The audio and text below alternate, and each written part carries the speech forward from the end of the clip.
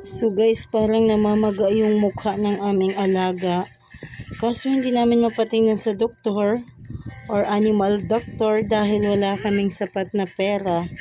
Kaya ang ginawa ko na lang guys, pinainom ko siya ng amoxicillin. Baka sakali mabawasan yung pamamaga. Tingnan niyo naman guys, oh. Magang-maga talaga dito sa kabilang side. Pero dito sa kabila, tingnan niyo guys kung anong pagkakaiba ng kanyang muka. Naawa talaga ko sa kanya guys dahil ito yung pusa namin na pinakamabait. Kahit nahilain ng mga anak ko yung buntot, kahit apakan yung paa, hindi talaga nagagalit yan. Tingnan nyo guys, so kahit may masakit sa kanya, masaya pa rin siya. Dahil alam naman natin na ang palatandaan ng kasiyahan ng mga hayop ay pag winawagayway nila ang kanilang buntot. Wala talagang kasing bait ang pusa na to guys.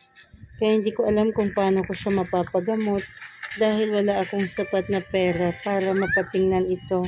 Ito guys, oh, ang laki talaga ng maga, oh. Ayan siya guys. Ayan, oh. Ito yung kabilang side para makita natin yung pagkakaiba. Oh, ito.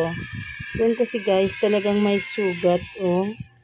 May sugat siya. Kawawa naman yung pusa ko. Umalis na siya. Magtatago na naman siya sa may ilalim ng aming